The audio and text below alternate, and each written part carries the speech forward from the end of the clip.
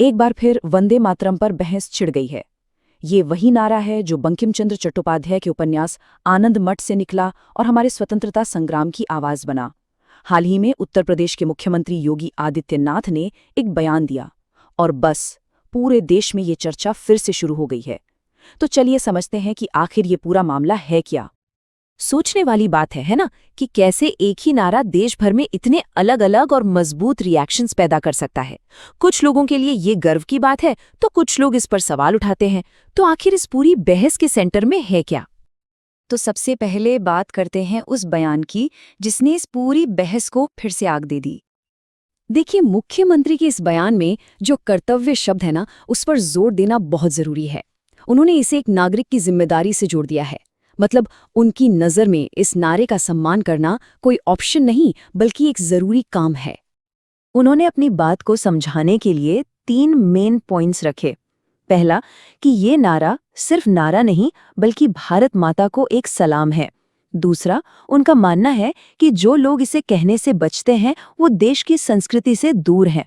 और तीसरा, कि इसका विरोध करना असल में देश को बांटने वाली पॉलिटिक्स को सपोर्ट करना है। चलिए अब देखते हैं कि इस बयान पर आम लोगों का रिएक्शन कैसा रहा। और कहना पड़ेगा, लोगों की राय काफी बटी हुई थी। लोगों की राय में हमें 2 खेमे साफ दिखते हैं। एक तरफ वो लोग हैं जो इसे भारत का राष्ट्रगीत मानते हैं। हाँ, ये हमारे राष्ट्रगान जनगण मन से अलग है और उनका कहना है कि इसे बोलना राष्ट्रीय गौरव की बात है, इससे एकता बढ़ती है। वहीं दूसरी तरफ कुछ लोगों का मानना है कि देशभक्ति तो दिल की चीज है, उसे किसी नारे में नहीं बांधा जा सकता। उनके लिए ये एक पर्सनल फीलिंग है जिसे किसी पर थोपा नहीं जाना चाहिए। अब इस बातचीत को थोड़ा और बड़े लेवल पर ले जाते हैं और ये समझने की कोशिश करते हैं कि कैसे ये नारा अक्सर एक पॉलिटिकल टूल बन जाता है, खासकर जब चुनाव का मौसम आता है। यहाँ पर देखने वाली बात यह है कि कैसे एक सांस्कृतिक प्रतीक एक बहुत ही शक्तिशाली चुनावी मुद्दे में बदल जाता है। पॉलिटिकल पार्टियां इसे अक्सर अपने वोट बैंक को मजबूत करने और अपनी आइडियोलॉजी को सेट करने के लिए इस्तेमाल करती हों। और यहीं पे आकर ये पॉलिटिकल डिवाइड एकदम साफ दिखता है। सत्ता पक्ष इसे राष्ट्रवाद और भारतीय संस्कृति से जोड़कर पेश करता है, जबकि विपक्ष इसे व्यक्तिगत आज़ादी का मामला बताता है कि भाई किसी को कुछ भी कहने के लिए मजबूर नहीं किया जा सकता।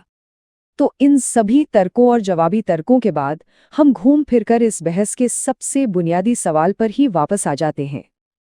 असल में पूरी की पूरी बहस इसी एक सवाल पर आकर टिक जाती है। क्या ये सम्मान है जो दिल से आना चाहिए, या फिर ये एक मजबूरी है जिसे हर हाल में मानना ही होगा? तो इस पूरी चर्चा से 3 मुख्य बातें निकलकर सामने आती हैं। पहली, वंदे मातरम को हमारा राष्ट्रगीत और एकता का प्रतीक माना जाता है। दूसरी, कोई इसे कैसे देखता या अपनाता है, ये उसकी अपनी सोच, उसकी भावनाओं पर निर्भर करता है। और तीसरी और सबसे जरूरी बात, भारत में राष्ट्रवाद को लेकर ये जो बड़ी बहस है, ये अभी खत्म नहीं हुई है। और हम इसी एक सवाल के साथ आज की बातचीत को खत्म करते हैं कि क्या राष्ट्रीय प्रतीकों के प्रति सम्मान दिखाना एक कर्तव्य होना चाहिए, या इसकी असली कीमत तभी है जब ये भावना अंदर से, दिल से आए।